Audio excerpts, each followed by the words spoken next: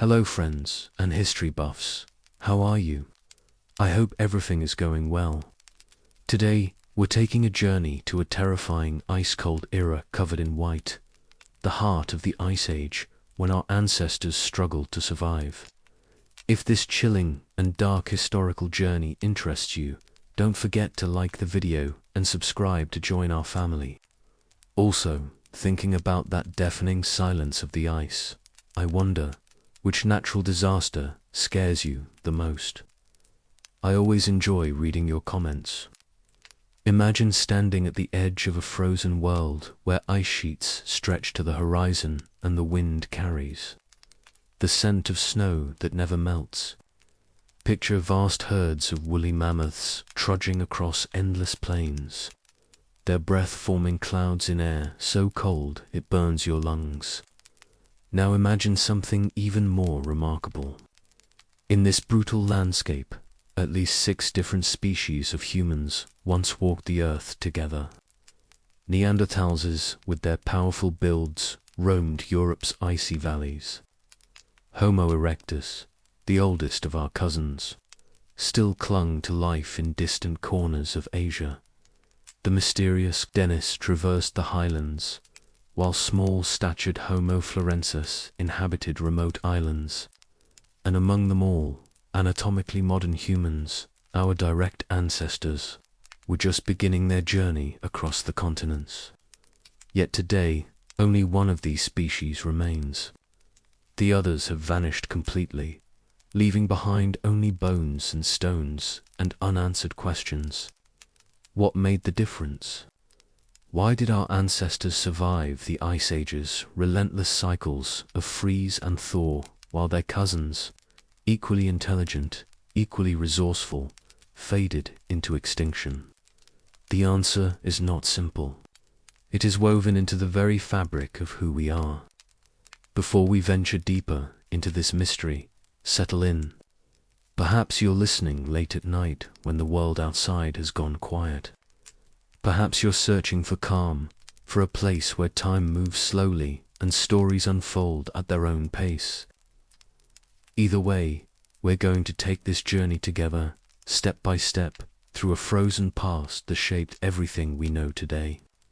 And as we walk through that ancient world, we'll discover that the story of survival is not just about strength or intelligence. It is about something more subtle, more profound.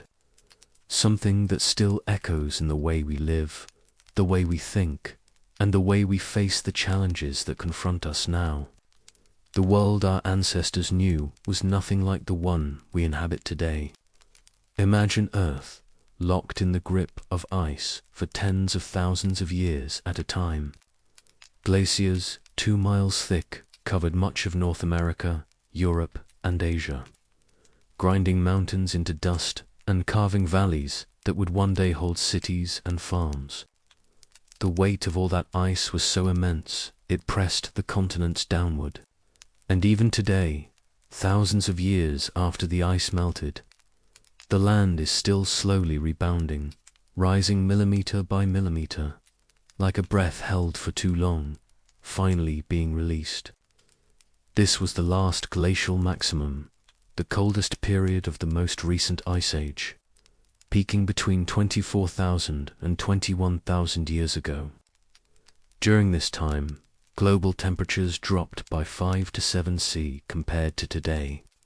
That might not sound like much, but it transformed the planet completely. Sea levels fell by 120 meters as water became locked in ice, exposing vast stretches of land that are now beneath the ocean. A land bridge connected Asia to North America across what we now call the Bering Strait. Britain was joined to mainland Europe. Indonesia's islands formed a continuous landmass. The world's geography was fundamentally different, and with it, the possibilities for life. But the cold was not constant. The Ice Age was a restless time marked by wild swings between freezing glacial periods and slightly warmer intervals. These oscillations happened on timescales of thousands of years, driven by subtle shifts in Earth's orbit and tilt. Sometimes the planet would warm briefly, glaciers would retreat, and forests would creep northward. Then, just as life began to spread, the cold would return, pushing everything southward again in an endless cycle of advance and retreat. In the midst of this chaos, the landscape itself became a mosaic of extremes.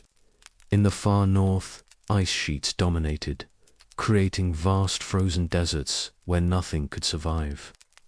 South of the ice, a unique ecosystem emerged, one that has no true equivalent in our modern world. Scientists call it the Mammoth Steppe, an enormous belt of cold, dry grassland that stretched from Spain to Alaska, covering millions of square kilom. This was not the lush prairie of warmer times, but a sparse, windswept tundra where hardy grasses and low shrubs somehow survived despite the cold and aridity. The air itself was different in those times.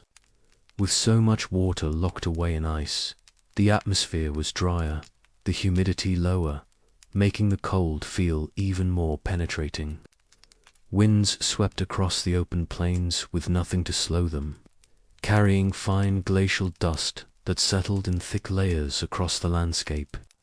This loss, as geologists call it, would later become some of the most fertile soil on Earth. But during the Ice Age, it was simply another layer of harshness, coating everything in a pale grey powder that turned to mud in brief summer thaws and froze into iron-hard ground when winter returned. The sky would have looked different, too. With less moisture in the air and minimal pollution, the stars blazed with a clarity we can barely imagine today. The Milky Way stretched across the heavens like a river of light, bright enough to cast shadows on clear nights. The moon illuminated vast expanses of white snow that reflected its glow, creating an eerie twilight even in the depths of night.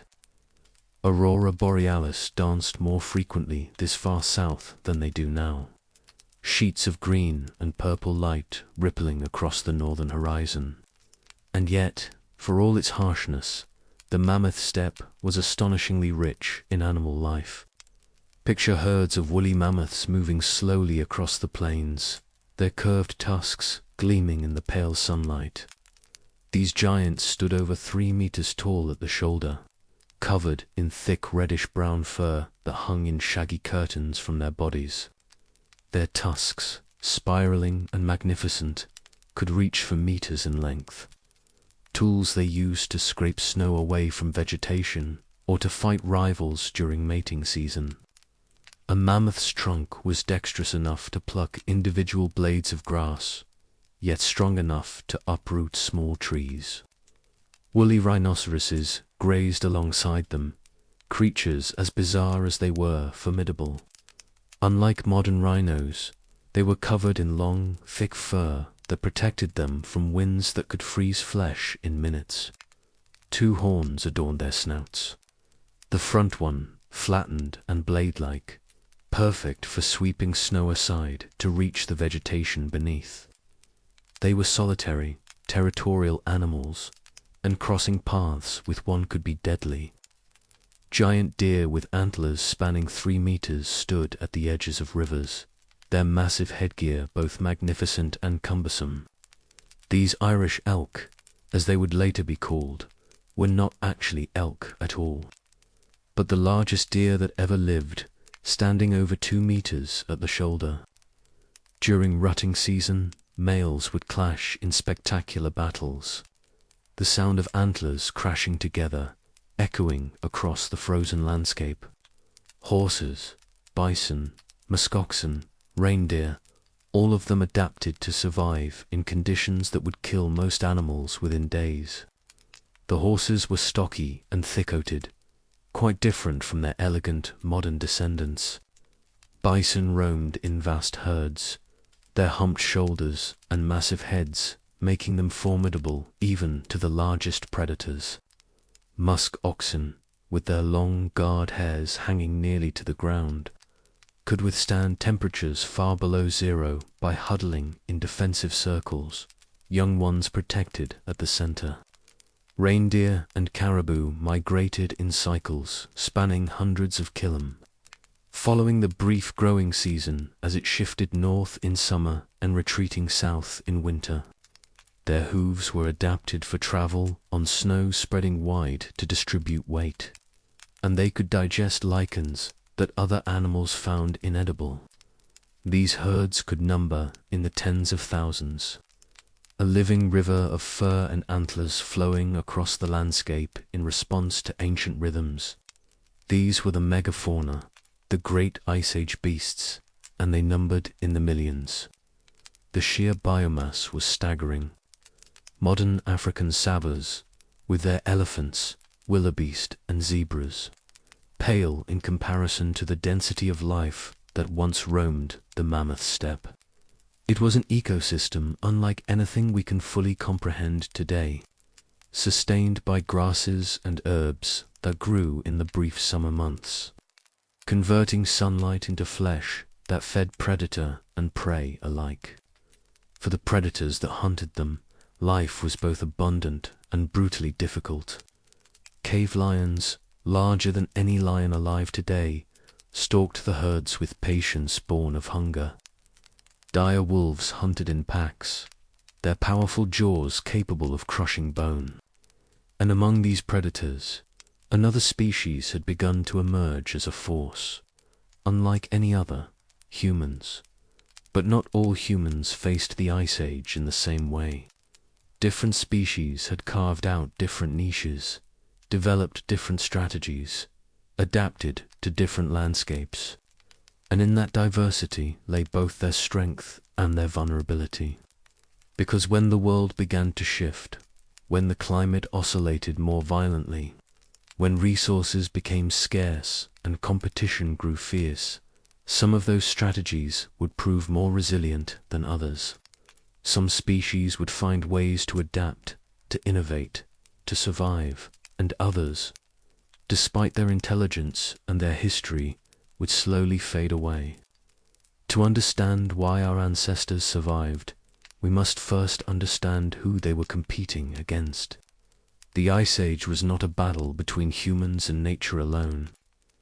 It was a contest between different kinds of humans, each with their own strengths, each with their own ways of understanding the world. The Neanderthals were perhaps our closest relatives. They had lived in Europe and Western Asia for over 300,000 years, far longer than modern humans had existed anywhere. They were powerful people with thick bones, broad chests, and muscles that would make any modern athlete envious. Their bodies were perfectly adapted to the cold. They had large nasal cavities that warmed and humidified the frigid air before it reached their lungs. Their compact, stocky builds conserved heat better than the tall, slender frames of early modern humans from Africa. Neanderthals were not the brutish cavemen of old stereotypes. They were sophisticated hunters who fashioned complex stone tools, used fire with skill, and even created symbolic artifacts. They buried their dead with care, sometimes placing flowers or offerings in the graves. They made jewelry from shells and eagle talons. Some researchers believe they painted caves and created art, though this remains debated. Their brains were as large as ours, sometimes even larger, and there is growing evidence they could speak, that they had language and culture and the ability to think symbolically. Consider what their lives were like. A Neanderthal child growing up in Ice Age Europe would learn by watching adults, by imitating their techniques, by gradually mastering the skills needed to survive.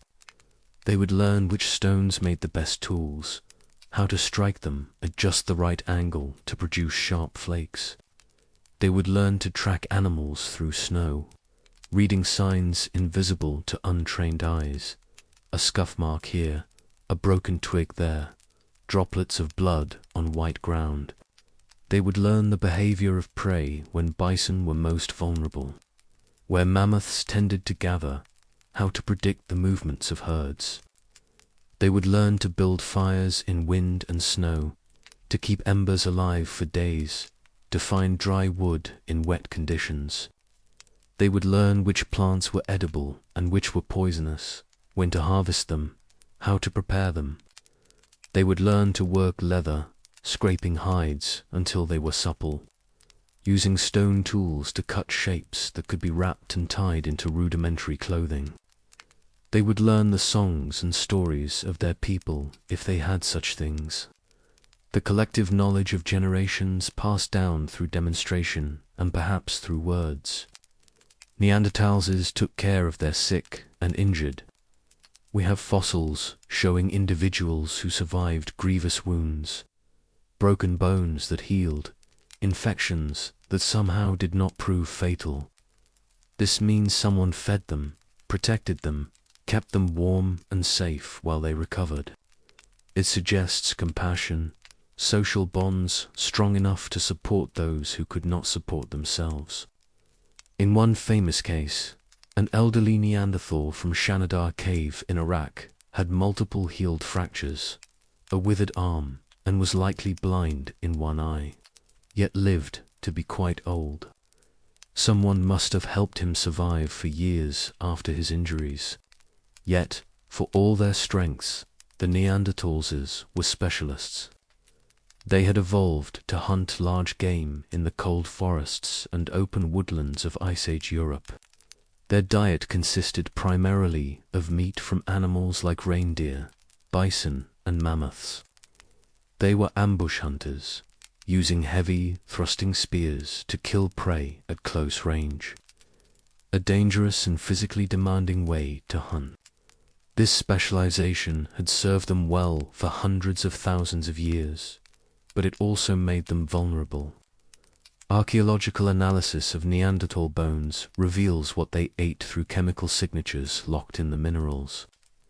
Isotope ratios show a diet heavily weighted toward meat, specifically meat from large herbivores. There is little evidence they supplemented this with fish, small game, or plant foods in significant quantities, though some recent findings suggest more dietary diversity than previously thought, at least in some populations. But overall, Neanderthals were carnivores, and carnivores need a lot of prey to survive. The physics of their hunting method placed additional constraints on them. Thrusting spears, while effective, require close contact with dangerous animals. A wounded mammoth or bison was a deadly threat. And Neanderthal fossils show evidence of frequent injuries consistent with close quarters combat with large prey. Broken ribs, fractured skulls, damaged limbs. These were occupational hazards. Many researchers have compared the injury patterns in Neanderthal skeletons to those of modern rodeo riders, people who work in close contact with large, powerful animals. This meant that every hunt was risky. Every time a Neanderthal approached a mammoth with a spear, they gambled with their life. And in small populations, losing hunters meant losing critical knowledge and reducing the group's ability to procure food. It was a precarious existence, sustainable only as long as prey remained abundant and predictable. When the climate shifted, when Heinrich events brought pulses of extreme cold that lasted for centuries, the animals Neanderthals depended on disappeared or moved to new territories. Forests turned to barren steppes. Resources became scattered and unpredictable, and Neanderthals, tied to their traditional hunting grounds and methods, struggled to adapt. Their populations declined. They retreated to refugia, small pockets of relatively stable climate in southern Europe, the Iberian Peninsula, the Balkans, isolated caves in the Caucasus. Around 40,000 years ago, something changed. Modern humans began arriving in Europe in greater numbers, spreading from the east and south. Where Neanderthals and modern humans overlapped, they sometimes interbred. We know this because everyone alive today whose ancestry comes from outside Africa carries a small amount of Neanderthal DNA, between 1 and 3% of our genome. But this genetic mingling was not enough to save the Neanderthals as a distinct species. By about 40,000 years ago, they were gone. The last known Neanderthal fossils come from Gibraltar and Croatia from caves, where small groups clung to existence even as their world contracted around them. Some researchers believe climate change was the primary driver of their extinction. Others point to competition with modern humans who may have out-competed them for resources. Most likely, it was a combination of both. The climate delivered the knockout blow, and modern humans were there to fill the ecological niche the Neanderthals left behind. Farther east, another human species faced its own twilight. Homo erectus had been the most successful human species in history up to that point. They had evolved in Africa around 2 million years ago and were the first humans to migrate out of Africa, spreading across Asia and eventually reaching the islands of Indonesia. For nearly 2 million years, Homo erectus survived, adapting to climates from tropical jungles to temperate forests. They were the first hominins to walk fully upright with body proportions similar to ours. They controlled fire. They made sophisticated stone tools. They hunted, they gathered, and they endured through countless climate shifts. But even Homo erectus could not last forever. The last known population survived on the island of Java in Indonesia in an environment that was changing rapidly. Around 117,000 to 108,000 years ago, the open woodlands they had thrived in for millennia began transforming into dense rainforest as the climate became warmer and wetter.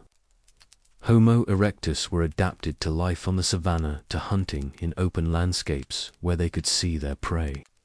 The rainforest offered a completely different set of challenges, and they could not adapt quickly enough. Recent archaeological evidence suggests they were not lazy or unintelligent, but they were conservative.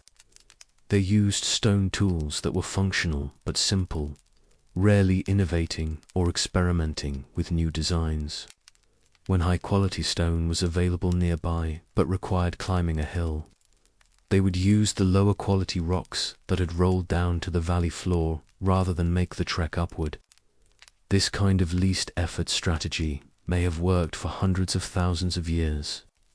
But when the environment changed radically, when old strategies no longer sufficed, Homo erectus lacked the flexibility to pivot. They disappeared, leaving behind only fossils and tools as silent testimony to a species that had once walked the earth longer than any other human. Then there were the Denisovans, known only from fragments of bone and teeth found in a cave in Siberia and on the Tibetan plateau. We know almost nothing about what they looked like or how they lived, but their DNA tells a remarkable story. They interbred with modern humans, and their genes survive today in people from Melanesia, Australia, and parts of Asia. Some of those genes helped modern humans adapt to high altitudes, to low oxygen environments. Gifts from a vanished people to those who came after. Like the Neanderthals, the Denisovans disappeared, though exactly when and why remains a mystery. Each of these species was intelligent. Each had survived for hundreds of thousands of years.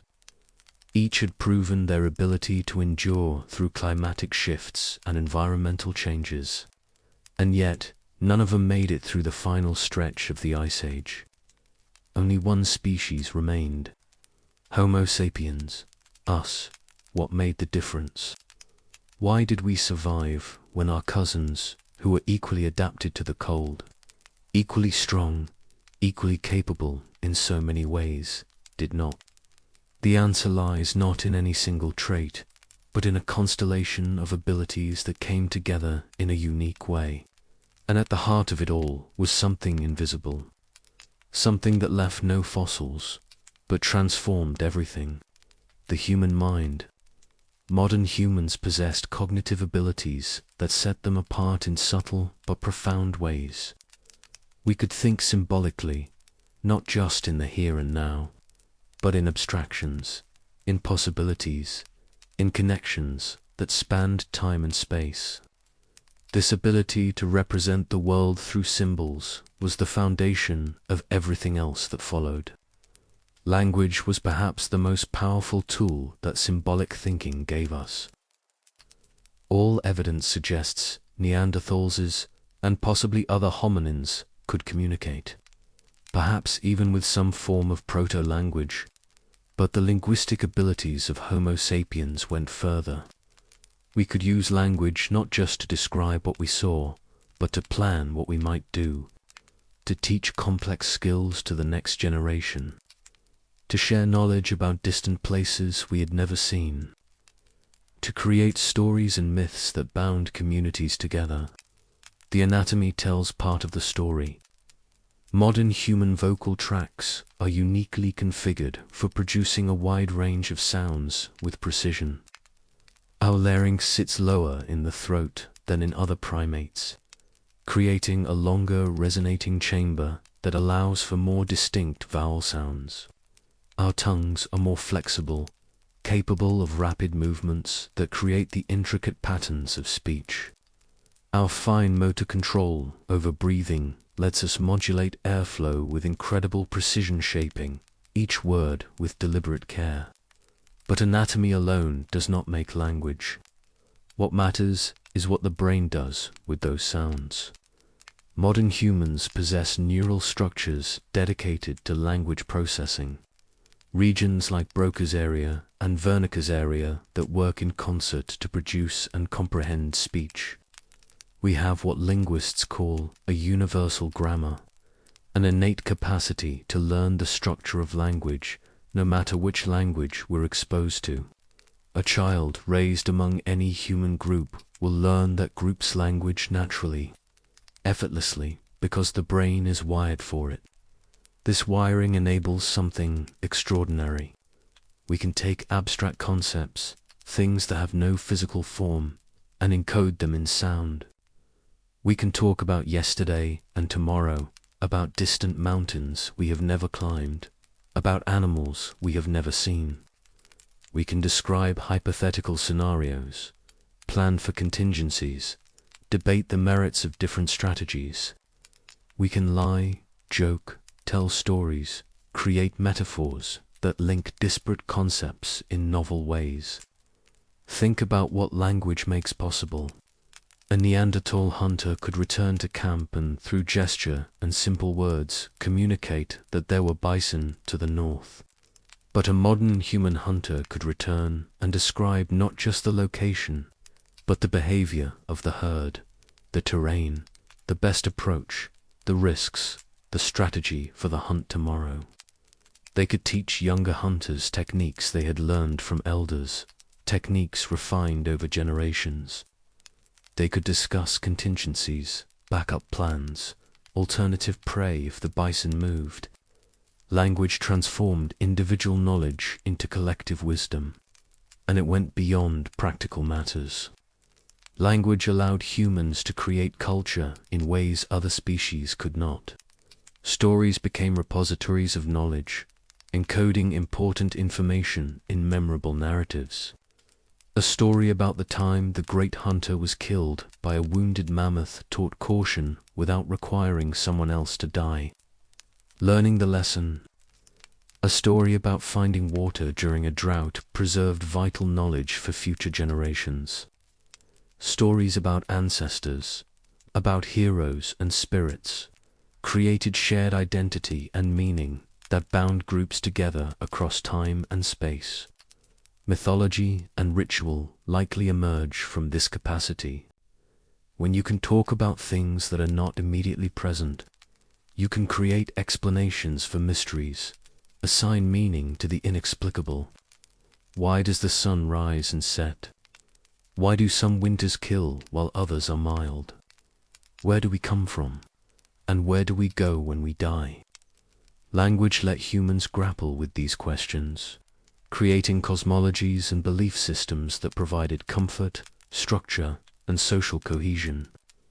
This kind of abstract thinking, expressed through language and symbol, created feedback loops that accelerated cognitive development. The more complex our language became, the more complex concepts we could think about. The more we used symbols to represent ideas, the better we became at manipulating those symbols mentally. It was a ratcheting effect, each innovation building on the previous one, creating capabilities that snowballed over generations. This cognitive flexibility extended to problem-solving in general.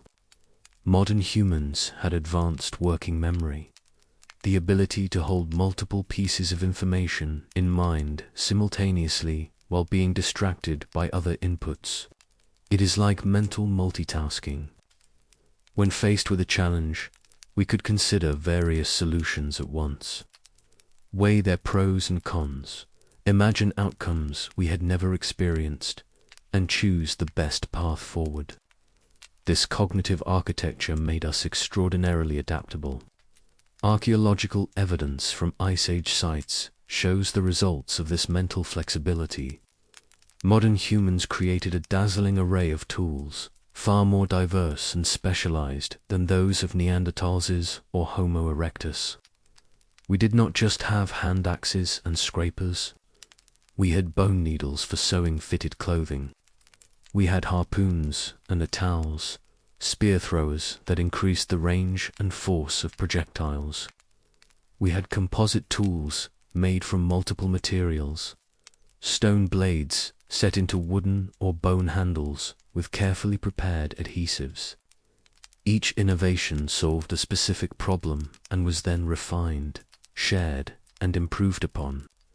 But perhaps the most visible sign of symbolic thinking came in the form of art. Around 40,000 years ago, as modern humans spread across Europe, they began leaving their mark on cave walls. The paintings at Lascaux, Chauvet, and Alamera are not crude sketches. They are masterpieces depicting animals with astonishing accuracy and beauty. Wildlife biologists looking at these paintings can identify not just the species, but the time of year based on details like the thickness of the animal's coats, the condition of their antlers, the fat deposits visible beneath their skin. These were not random doodles. They were records, knowledge encoded in pigment and rock. They may have been teaching tools, ways to pass down information about animal behavior and hunting techniques. They may have been ritual objects, part of ceremonies that strengthen social bonds. They may have been both and more. What matters is that they show a mind capable of abstraction, of seeing the world not just as it is, but as it could be represented, transformed, understood on multiple levels at once. This capacity for symbolic thought also enabled modern humans to develop long-distance social networks in ways their cousins could not. Neanderthals lived in small, isolated groups, perhaps 15 to 20 individuals at most. They stayed close to their territories, moving within relatively limited ranges. Modern humans, in contrast, formed larger social groups, sometimes exceeding 150 individuals. And beyond the immediate band, they maintained connections with other groups across vast distances. Evidence for these networks comes from the archaeological record in the form of trade goods. Shells from the Mediterranean have been found hundreds of kilom inland in Ice Age Europe. High-quality flint and obsidian were transported across mountain ranges. Amber, ivory, and other materials moved along exchange routes that spanned entire continents. This was not random wandering. It was organized interaction, evidence of alliances, of gift-giving, of shared identity across geographic barriers. These networks were insurance policies. When resources failed in one area, people could call on connections in another.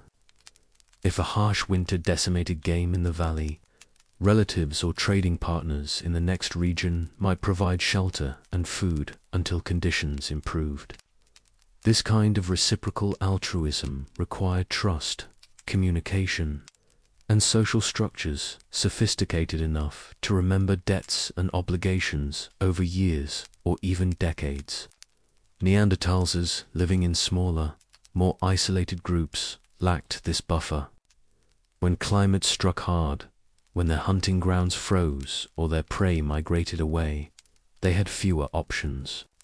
They could move. But moving meant leaving familiar territory and risking conflict with other groups, or simply finding equally barren land. They could adapt their strategies.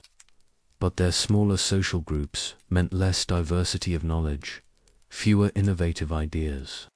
And because their populations were already low, every bad winter, every failed hunt pushed them closer to the edge. The difference in social structure may have also affected cultural transmission. In small groups, knowledge is fragile. If the best hunter dies before teaching the younger generation, that expertise can be lost forever. In larger groups with extensive networks, innovations spread faster and are more likely to survive even if their originators do not. Modern humans did not just invent more tools and techniques. They shared them, refined them, and built upon them in ways that created a cumulative culture, a ratcheting effect where each generation stood on the shoulders of the one before. But symbolic thinking and social networks alone would not have been enough without the ability to translate ideas into action. And this is where the technological innovations of modern humans truly shone. Fire was not unique to Homo sapiens. Homo erectus had controlled fire for hundreds of thousands of years, and Neanderthals used it ostensibly. But modern humans refined fire use in ways that extended its utility. They did not just use fire for warmth and cooking. They used it to manage landscapes, burning sections of forest or grassland, to encourage new growth and attract game animals. They used fire-hardened spears, holding the wooden tips in flames to make them harder and sharper. They used heat to improve the quality of stone, heating flint before flaking it to produce finer, sharper edges. Clothing was another critical innovation. Neanderthals almost certainly wore animal hides draped over their bodies for warmth. But modern humans invented the needle, a small but revolutionary tool that allowed them to stitch fitted garments. Archaeological evidence of bone needles appears around 40,000 years ago in Europe, and this timing is no coincidence. Fitted clothing with sleeves and leggings and sewn seams traps body heat far more effectively than simple wraps. It allows people to survive in conditions that would otherwise be lethal. Imagine the difference on a hunting trip. A Neanderthal wrapped in furs might stay reasonably warm near a fire, but out on the steppe in a howling wind, heat escapes from every gap and opening. A modern human wearing tailored garments made from reindeer or caribou hides, layered for insulation with mittens and boots sewn to fit snugly, could stay active for hours in sub-zero temperatures.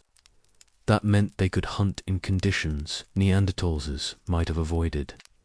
That meant they could travel farther, explore new territories, and access resources their competitors could not reach.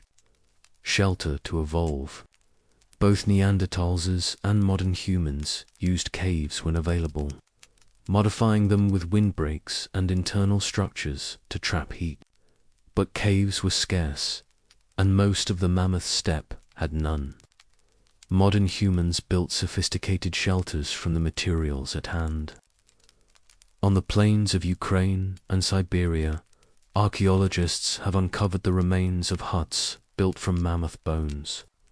Massive structures with frameworks constructed from skulls, ribs, and leg bones covered with hides and sod. These were not temporary camps. Some were occupied for months or even years, providing stable bases from which to hunt and gather. The engineering involved in these structures is impressive. A single mammoth skull can weigh over 100 kilograms. Ribs, femurs, and other large bones are equally massive. To construct a shelter, builders had to transport these bones, sometimes from kill sites km away. They had to sort them by size and shape, selecting pieces that would fit together structurally. They had to dig shallow foundations into the frozen ground, anchor the bones in place, and weave them into stable frameworks that could support the weight of hides and earth. The result was extraordinary. These bone huts could be 5 or 6 meters in diameter, with central hearths dug into the floor. Smoke holes allowed fires to burn without suffocating the occupants. Multiple layers of hides weighted down with stones and bones created walls that blocked wind and trapped heat. Some structures show evidence of being repaired and maintained over many seasons, suggesting semi-permanent occupation by groups who returned year after year.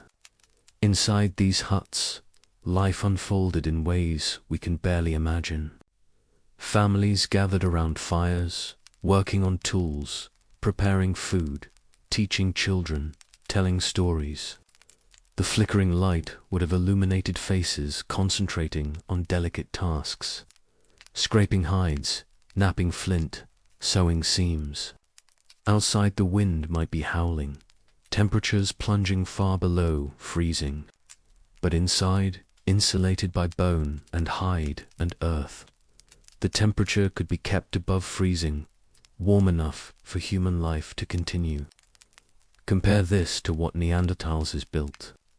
They modified caves effectively, creating internal divisions and wind barriers.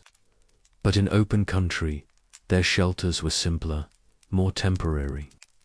This may reflect different settlement patterns, a more mobile lifestyle that did not require permanent structures. But it may also reflect a difference in engineering ambition, in the ability to conceptualize and execute complex construction projects that required planning, coordination, and sustained effort over days or weeks. The effort required to build such a structure was immense. A single mammoth skeleton weighs tons, and these huts required the bones of multiple animals. But the payoff was equally immense. A well-built bone hut, banked with earth and insulated with hides, could maintain an interior temperature far above the outside air, even in the dead of winter.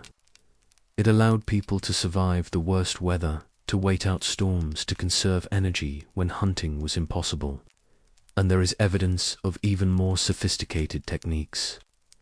Some Ice Age sites show remains of semi-upturned dwellings, partially dug into the ground to take advantage of the Earth's natural insulation. Others show evidence of multiple room structures, divided spaces for sleeping, cooking, and working. These were not crude HVLs, but thoughtfully designed habitations that reflected deep understanding of thermal dynamics, structural engineering, and material properties. Diet was another area where modern humans showed remarkable flexibility. Neanderthals were primarily meat-eaters, focused on large game. This strategy worked well in rich environments, but it had limits. When herds moved or declined, Neanderthals faced starvation. Modern humans, in contrast, ate everything. They hunted large game when it was available, but they also fished, gathered shellfish, collected birds' eggs, trapped small animals, and harvested edible plants, tubers, nuts, and seeds. This dietary diversity was a form of risk management. If the mammoths migrated early or the reindeer herds were smaller than expected, modern humans could switch to other food sources. They could net fish in rivers, dig for roots, or set snares for rabbits and birds. No single resource failure could wipe them out. And this adaptability extended to new environments as well. When modern humans migrated into unfamiliar territories, they could experiment with local foods, learning through trial and error what was edible and what was not, building knowledge that allowed them to thrive in ecosystems their ancestors had never seen. Weapons technology evolved as well. Neanderthals is hunted with thrusting spears, heavy weapons that required getting close to dangerous prey. Modern humans invented the A spear thrower that used leverage to hurl projectiles at much greater distances and with more force. Later, they developed bows and arrows, weapons that could kill from 50 meters or more. These innovations reduced the risk of hunting. A mammoth or bison killed from a distance was far safer to take down than one confronted face to face. And there was one more advantage, subtle but critical. Modern humans could innovate rapidly. When faced with a new problem, they did not just try harder with old solutions. They experimented. They borrowed ideas from other groups. They combined techniques in novel ways. This creative flexibility, this willingness to try something new, was itself an adaptation, a meta-strategy that made every other strategy more effective. All of these tools and techniques were not just individual inventions. They were part of a larger pattern, a way of approaching the world that valued innovation and knowledge sharing. And they were embedded in social structures that made them stronger. Social cooperation was perhaps the ultimate human advantage. Hunting a mammoth was not a job for one person or even two. It required coordination, planning, and trust. A group of hunters working together could drive herds into natural traps, surround animals, or set up ambushes that no single individual could manage. The famous site at Rache de Salatry in France shows evidence of coordinated hunts that took place every fall and spring for tens of thousands of years. Hunters would light fires to drive wild horses and reindeer into a narrow valley where they could be killed in large numbers, harvesting enough meat to preserve for the leaner months. This kind of cooperation required more than physical coordination. It required communication before, during, and after the hunt. It required social bonds strong enough that each hunter could trust the others to play their role. It required leadership and decision-making structures that allowed groups to act as a unified whole, and it required ways to distribute the results fairly to ensure that everyone who contributed received a share, fostering the kind of reciprocity that made future cooperation possible. Beyond hunting, cooperation shaped every aspect of life. Caring for children was a communal effort. Elders who could no longer hunt contributed by teaching skills, sharing knowledge, and helping with childcare. This intergenerational transfer of information was critical. Unlike other animals that rely primarily on instinct, humans rely on learned behavior, and each generation builds on what came before. An elder who remembered the last time the winters were this harsh, who knew where to find water when the rivers froze, who understood which plants were safe to eat in spring and which would cause illness was worth their weight in any resource. And modern humans extended this care even to those who could not contribute.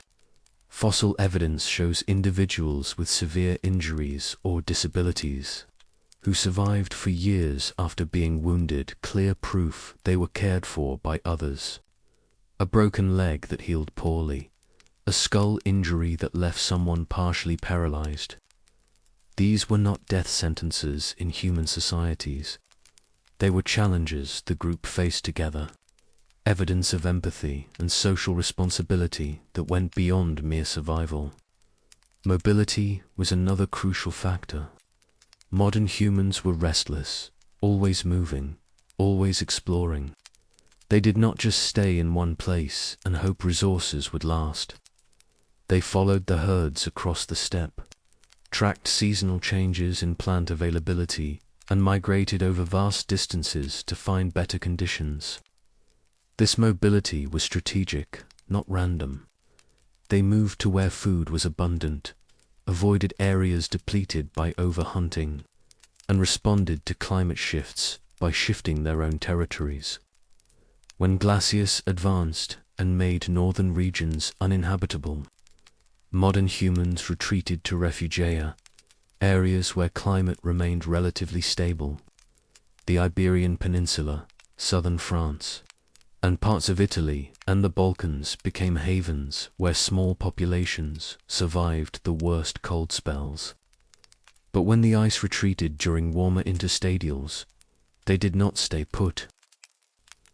They expanded back into newly available territories, recolonizing lands that had been frozen wasteland just centuries before.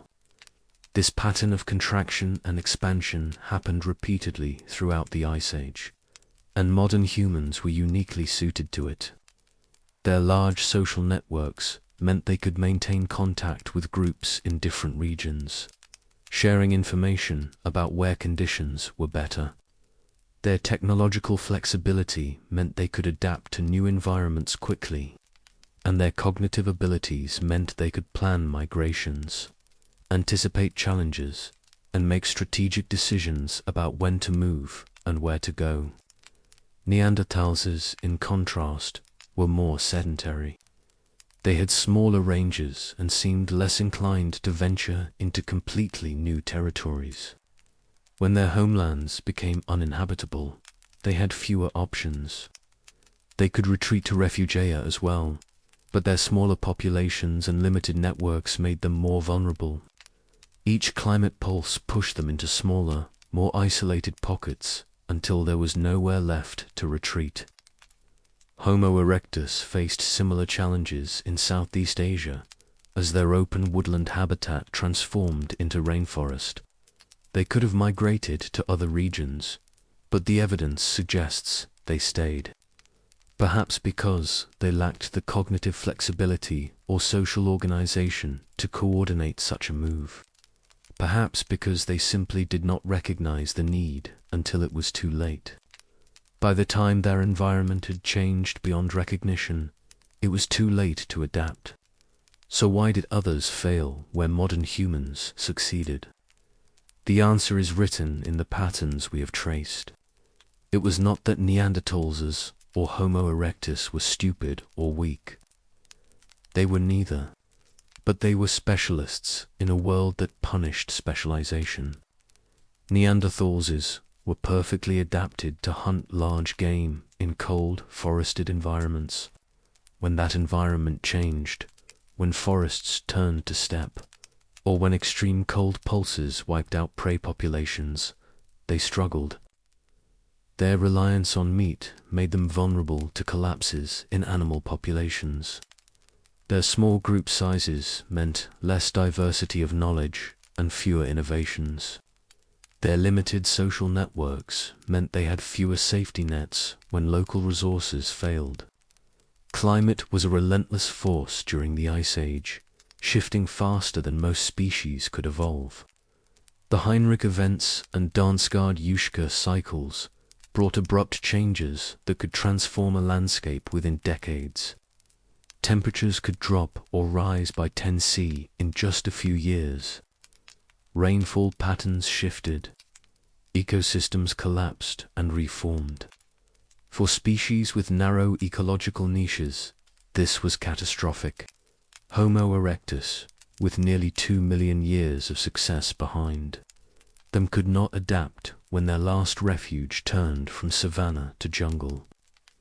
They had survived countless climate changes before, but this one was different.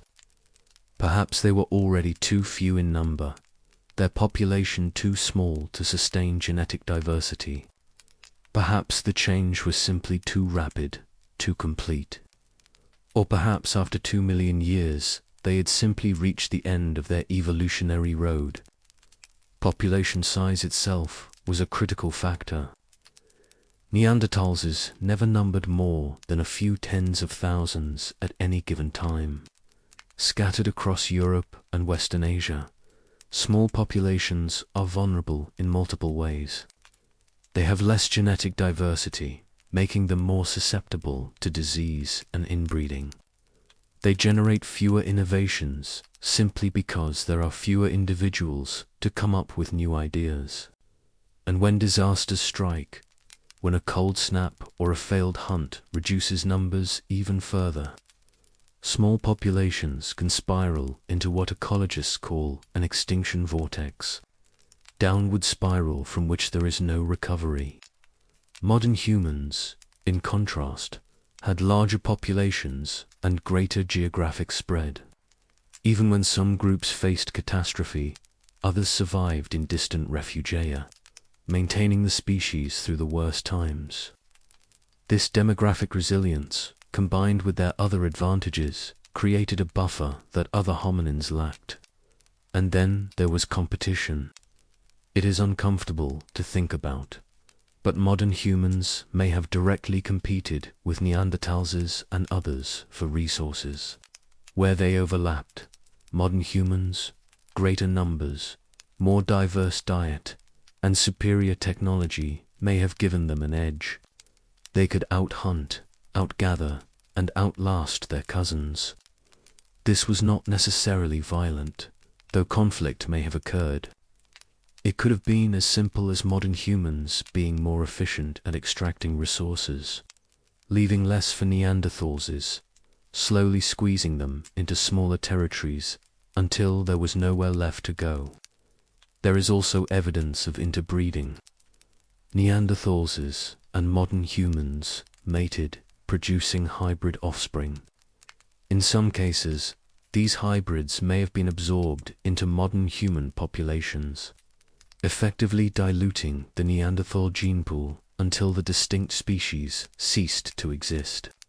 This was not extinction by violence, but extinction by assimilation, a gentler but equally final end.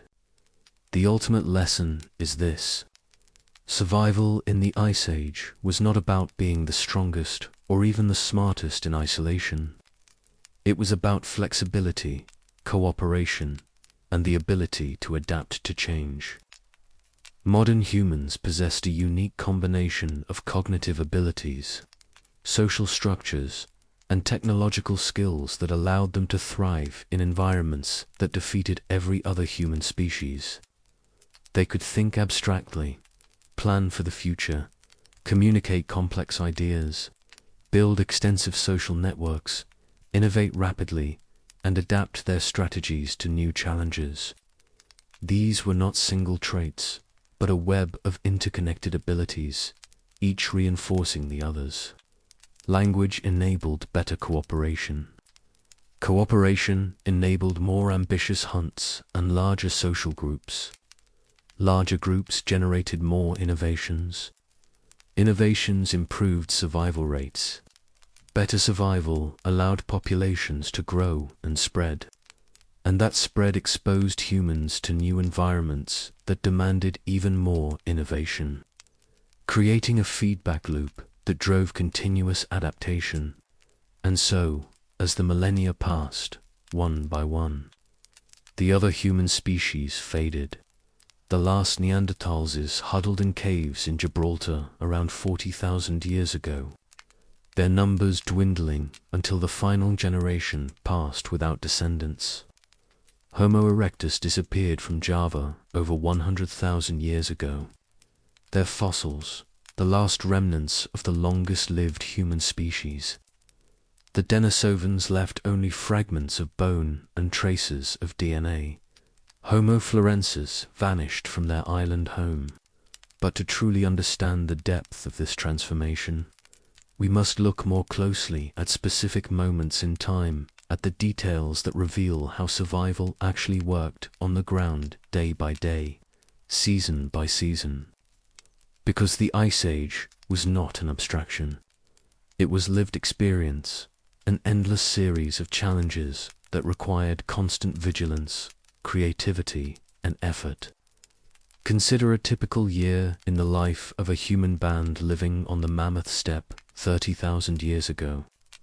Winter would have been the harshest season, when temperatures plunged far below zero and the wind howled without ceasing. This was a time of hunkering down, of staying close to shelters, of relying on food stores built up during more abundant seasons.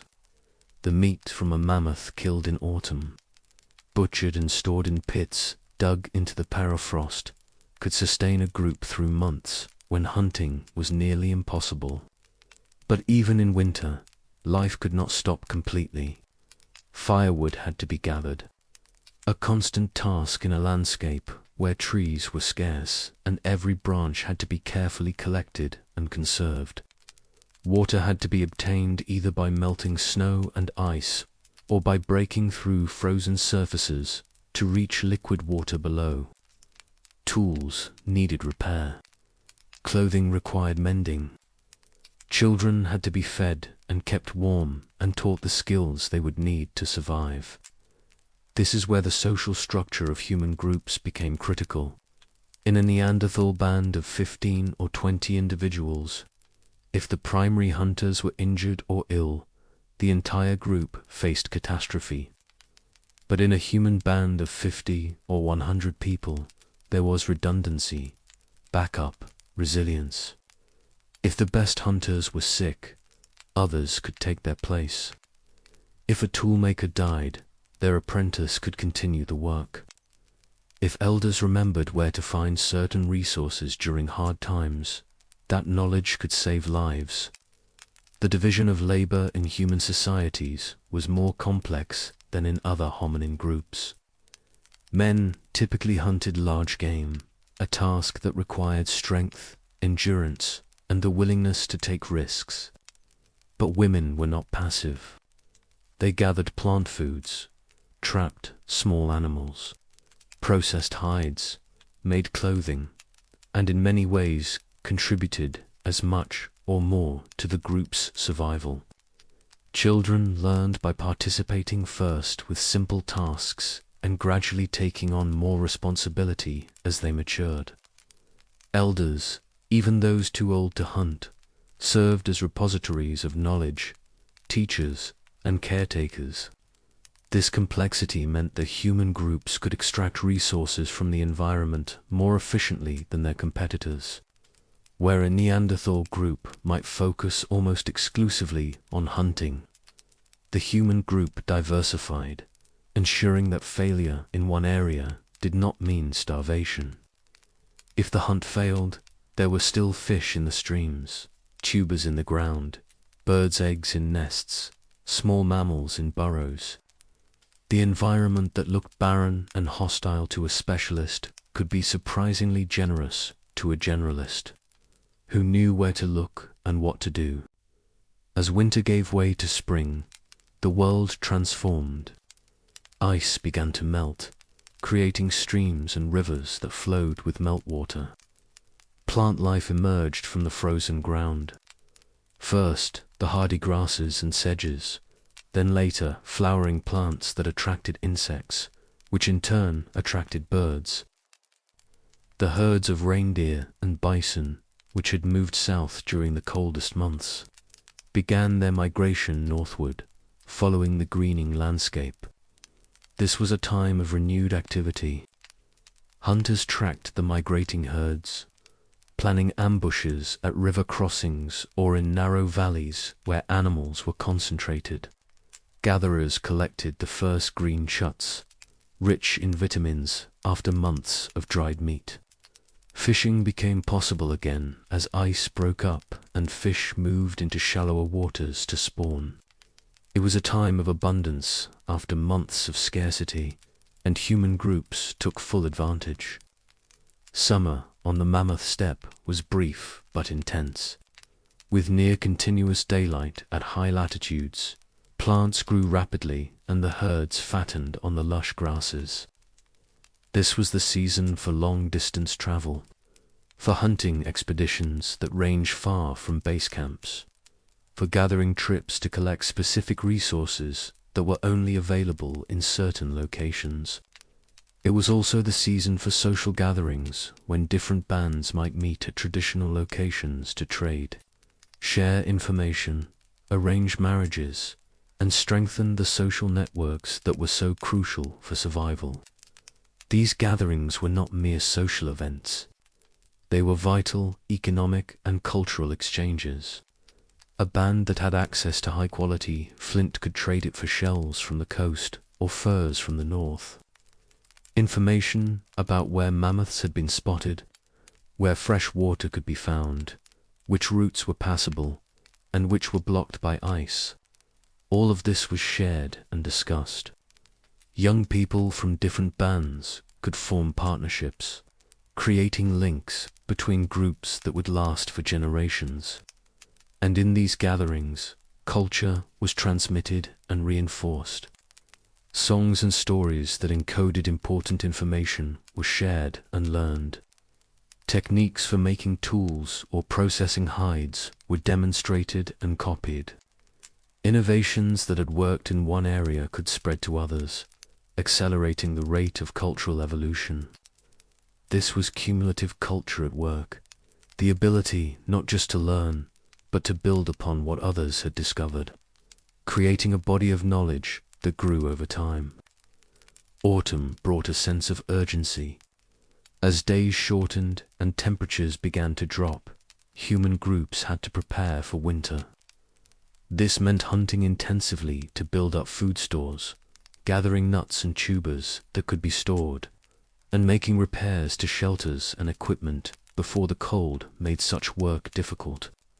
It was a race against time, and groups that procrastinated or made poor decisions could find themselves facing winter without adequate resources.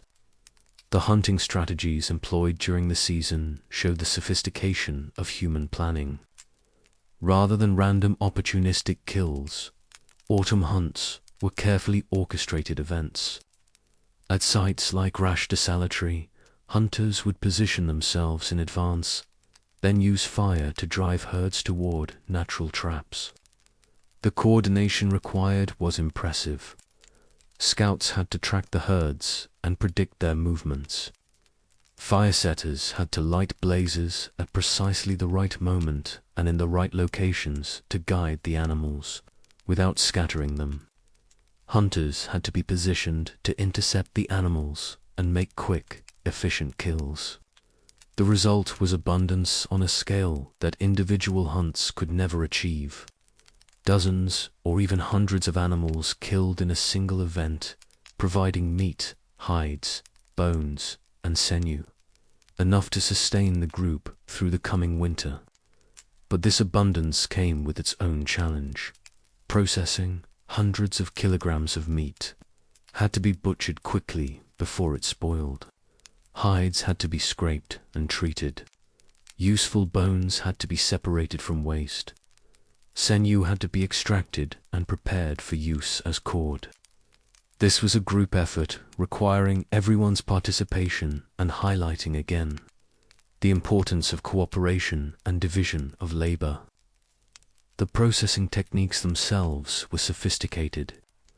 Meat was cut into strips and dried in the sun and wind, creating jerky that could last for months.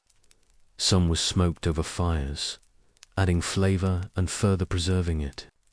Fat was rendered and stored in bags made from animal bladders or stomachs.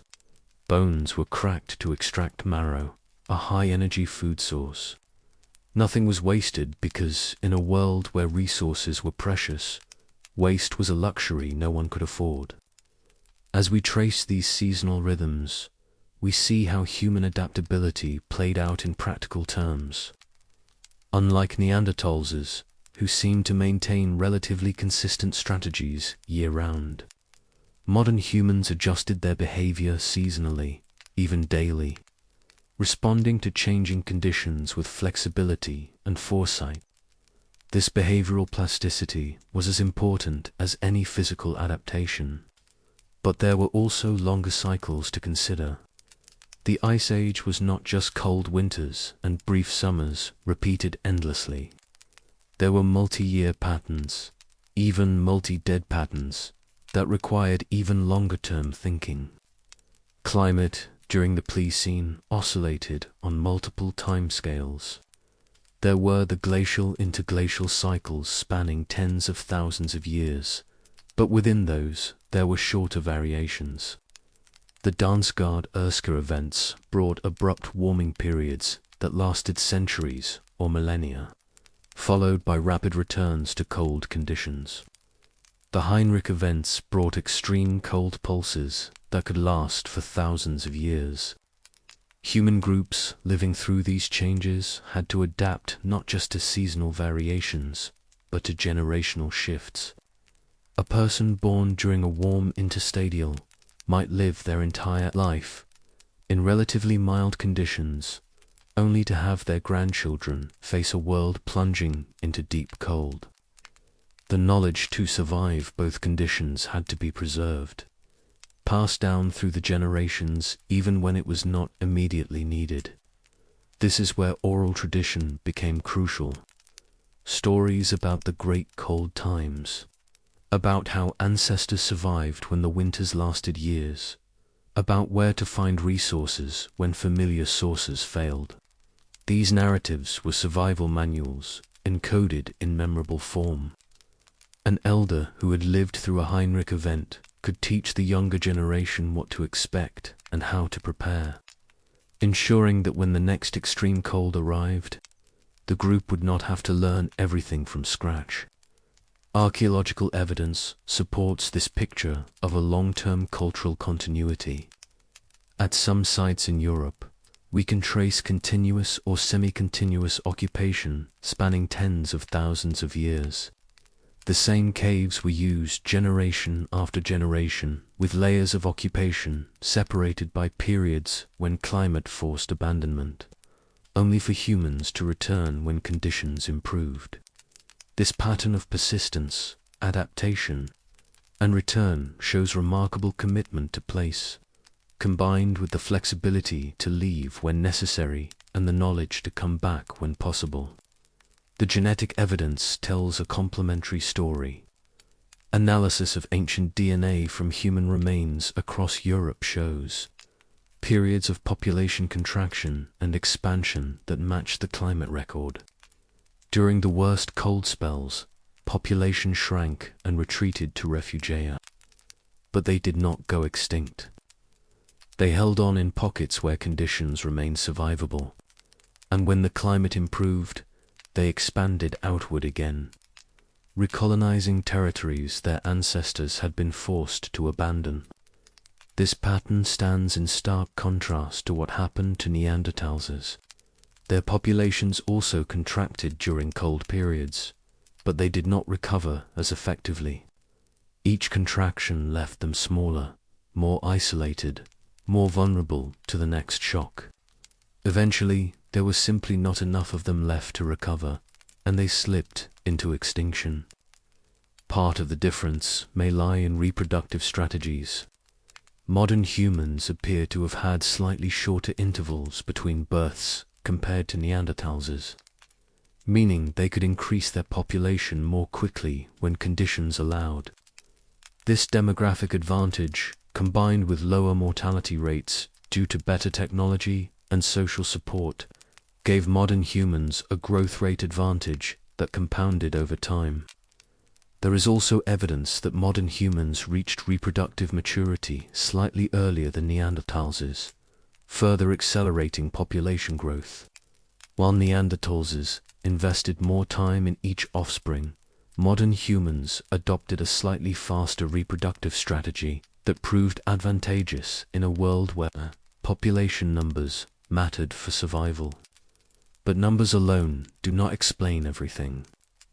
Quality mattered as much as quantity. And here we return to the theme of innovation. Modern humans were not just more numerous.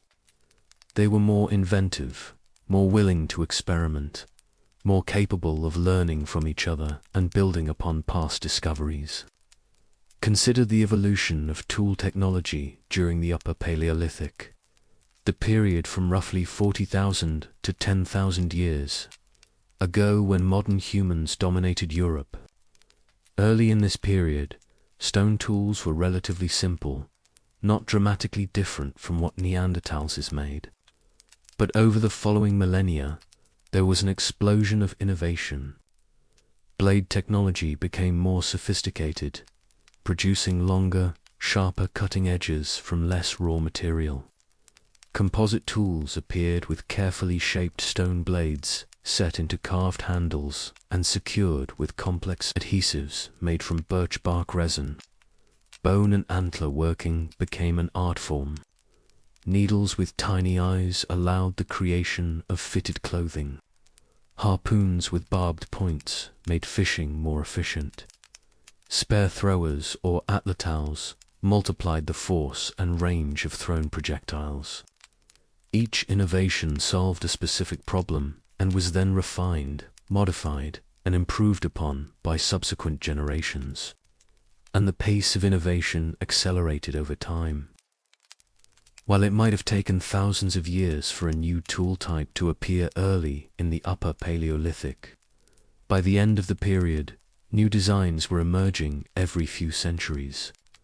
This acceleration is the signature of cumulative culture of each generation, building on the last in a compounding process that resembles technological evolution in modern times. Art too evolved and diversified. The earliest cave paintings are impressive but relatively simple, depicting individual animals with basic techniques.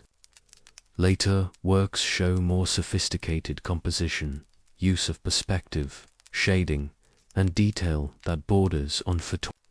Venus figurines, small sculptures of female forms carved from ivory or stone, appear across Europe in different styles that suggest both local traditions and long-distance communication of ideas.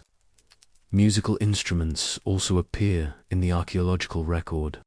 Flutes made from bird bones and mammoth, ivory with carefully drilled holes that produce specific notes show that Ice Age humans created music. Why? Music serves no obvious survival function. Yet humans invested time and effort into creating it. Perhaps music served social functions, creating shared emotional experiences that bonded groups together. Perhaps it was used in rituals or ceremonies. Perhaps it was simply an expression of the human need to create beauty, to find meaning and joy, even in a harsh world. The appearance of art and music points to something profound about human consciousness. These were people who did not just survive. They sought meaning, beauty, transcendence. They looked at the world and saw not just resources to exploit, but wonders to celebrate and mysteries to contemplate. This spiritual or aesthetic dimension of human experience may itself have been an adaptation, creating psychological resilience and social cohesion that enhanced survival. Religion or proto-religion likely emerged during this period, though we can only speculate about its forms. Burials become more elaborate in the Upper Paleolithic, with bodies positioned carefully and accompanied by grave goods, ochre, shells, tools, suggesting beliefs about an afterlife or spiritual realm. Cave paintings located in deep, difficult-to-reach chambers may have had ceremonial purposes, spaces set apart from daily life where rituals were performed. Shamanism may have existed. Individuals who served as intermediaries between the human and spirit worlds, who entered altered states of consciousness through trance, rhythmic drumming or psychoactive substances, and returned with visions or messages. Such practices are found in hunter-gatherer cultures around the world and may represent ancient traditions stretching back to the Ice Age. These spiritual practices would have served practical functions even if participants believed them to be supernatural. Rituals create group cohesion, marking important transitions like birth, coming of age, marriage, and death. They provide structure and meaning, helping people cope with uncertainty and loss. In a world where death was common and life precarious, the ability to find meaning and maintain hope was itself a survival trait. The interbreeding between modern humans and Neanderthals adds another layer to this story. We know it happened not once, but multiple times in different locations across tens of thousands of years. Modern humans and Neanderthals met, interacted, and in some cases formed relationships intimate enough to produce offspring. What were those encounters like? We can only imagine.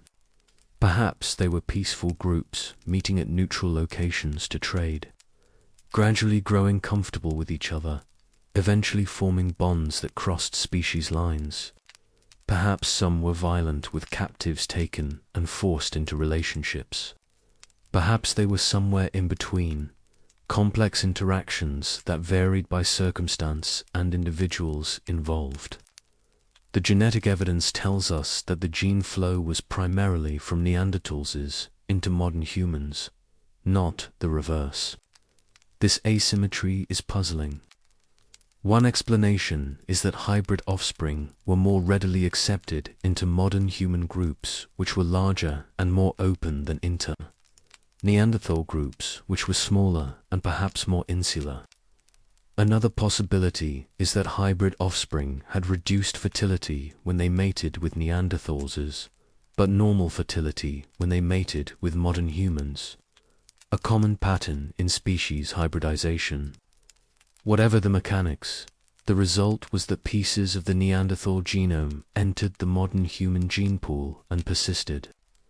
Some of these genetic segments were advantageous, providing resistance to diseases or adaptations to cold climates that modern humans, fresh from Africa, had not yet evolved. Natural selection favored these beneficial Neanderthal genes, increasing their frequency over generations. Today, people of non-African descent carry 1 to 3% Neanderthal DNA, unevenly distributed across the genome. Some regions have no Neanderthal ancestry at all, suggesting those segments were harmful and were selected against. Other regions have unusually high Neanderthal ancestry, suggesting they provided benefits. Genes involved in skin and hair characteristics, immune function, and metabolism show Neanderthal contributions. Adaptations that helped modern humans thrive in northern climates. In a sense, Neanderthals did not go entirely extinct. They live on in us, a ghostly presence in our genomes, contributing to who we are and how we look. Every redhead person owes their coloring and part to Neanderthal genes.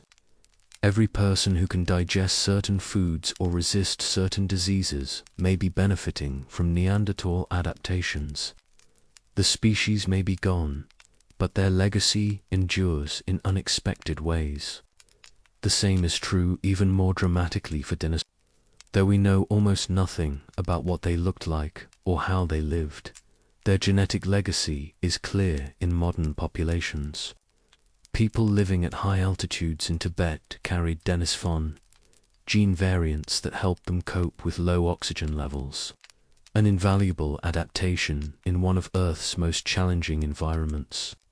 Melanesians and Aboriginal Australians carry even higher percentages of Denisovan DNA, up to 5% or more, suggesting more extensive interbreeding in those regions. This mixing of lineages complicates the simple narrative of one species replacing others. The reality is messier, more interesting. Modern humans did not simply outcompete and destroy their relatives. They absorbed them, incorporating useful genetic material while the original populations dwindled and eventually disappeared. It is extinction through assimilation, a blending rather than a simple replacement. And yet, the core fact remains. Of all the human species that walk the earth during the Ice Age, only Homo sapiens persists as a distinct lineage. We are the sole survivors of what was once a diverse family tree. And the reasons for that survival lie in the constellation of traits we've been exploring. Let us return once more to the Ice Age landscape. But this time look at it through the eyes of someone living at the very end of that era, around 15,000 years ago, when the glaciers were finally beginning their permanent retreat. This person would have grown up hearing stories from elders about the Great Cold, about times when ice reached much farther south, when mammoths and woolly rhinos were common, when the world was a harsher place. But they would also be witnessing change. The climate was warming slowly but perceptibly. Summers were longer, winters less severe. The ice sheets were melting, releasing vast amounts of water that carved new river valleys and created enormous lakes. The ocean was rising, drowning coastal areas and turning land bridges into shallow seas. The great herds of mammoth and bison were thinning, moving northward, following the cold-adapted ecosystems they depended on. For human populations, this was both opportunity and challenge. The warming climate meant new lands became available for habitation, forests spreading into former tundra, grasslands replacing steppe. But it also meant the loss of familiar hunting grounds and the animals they relied upon. The megafauna that had sustained human populations for tens of thousands of years were disappearing, some through climate change, some through overhunting, most through a combination of both. This period, the Paleolithic transition, was a time of transformation as profound as anything that had come before. And once again, human adaptability proved decisive. Groups that had relied heavily on mammoth hunting shifted to hunting. Smaller game increased their fishing and gathering and began experimenting with new food acquisition, strategies that would eventually lead to agriculture. In the Levant, people began collecting wild grains more intensively, developing techniques for harvesting, processing, and storing them. They created stone tools, specifically for grinding grain into flour. They built more permanent settlements, staying in one place longer rather than following mobile herds. These changes, small and incremental at first, laid the groundwork for the Neolithic revolution, the shift from hunting and gathering to farming that would transform human society forever. But that transformation was still thousands of years in the future. For the people living at the end of the Ice Age, the immediate challenge was adapting to a world in flux. The strategies that had worked for millennia no longer sufficed. The old ways were fading, and new ways had to be invented. And invent them they did. Human populations did not just survive the end of the Ice Age, they exploded. As conditions improved and resources became more abundant, human numbers grew rapidly. By 10,000 years ago, humans had spread to every continent except Antarctica, occupying every environment from tropical rainforests to Arctic tundra, from coastal wetlands to high mountain valleys. This global expansion was itself a testament to human adaptability. Each new environment required new solutions, new technologies, new strategies. Coastal peoples developed sophisticated boats and fishing techniques. Desert dwellers learned to find water in the most arid landscapes and manage their movements to take advantage of rare rains. Tropical forest inhabitants mastered the complex ecology of the jungle, knowing which plants were edible and which poisonous, how to hunt elusive prey and dense vegetation, how to build shelters that withstood monsoon rains. And everywhere humans went, they brought their capacity for innovation, their social complexity, their ability to learn and teach and accumulate knowledge across generations. These traits, forged in the crucible of the Ice Age, proved equally valuable in every environment humans encountered. The transition from Ice Age to the warmer Holocene epoch was not instantaneous or uniform. Different regions experienced the warming at different rates. In some places, the changes happened over mere centuries. In others, the transformation stretched across millennia. But everywhere, humans had to adapt to new conditions, new resources, new challenges.